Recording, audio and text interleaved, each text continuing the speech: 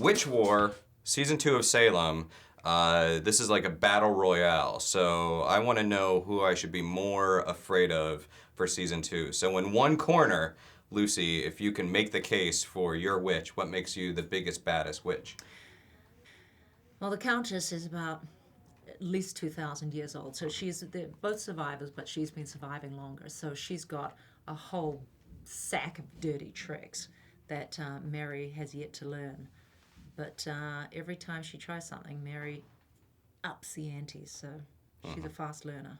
In this corner, we have Mary Sibley. What makes you the biggest, baddest witch? Well, Mary's already defeated Increase and sort of started the Grand Rite, and she's a real survivor.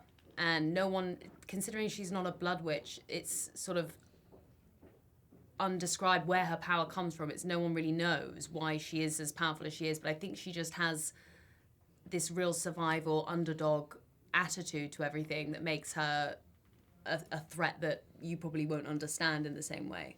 Mm-hmm. And she has love. That's the problem.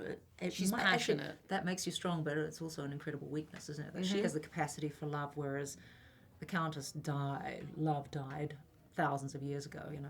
Can you become a good witch? Because the witches on Salem seem to start out by breaking bad. Can you then break good on Salem? Can you go the other way? Are you a good witch? I think it's tough. I think once you sell your soul to the devil, I can't imagine that you can really escape that. But I do think that what makes Mary so interesting is she is conflicted.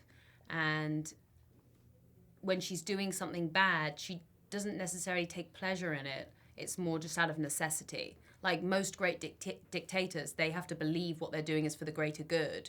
Mm-hmm. So I think that's what is going on with Mary. Whereas for the Countess, the good of me is good enough.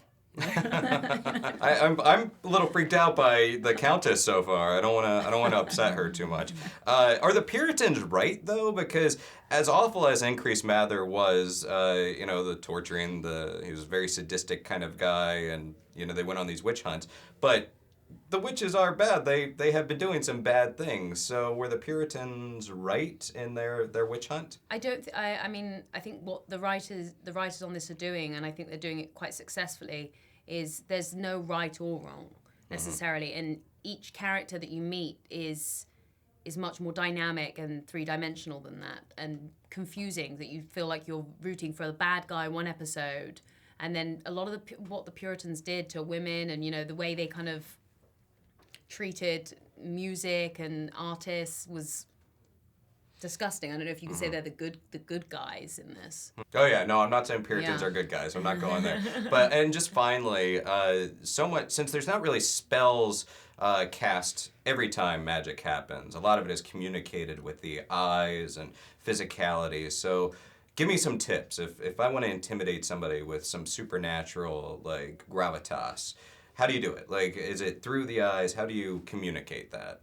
I think it's through the eyes. I think, And that space invading thing is very effective, Be looking at them and then just get in their personal space. And it's very dominating. I feel like you just hexed me. Did you just hex me there? I did hex you, baby. It did. Okay. All right. Well, I don't want any further You'll be dead hexing. in about 10 minutes. I know.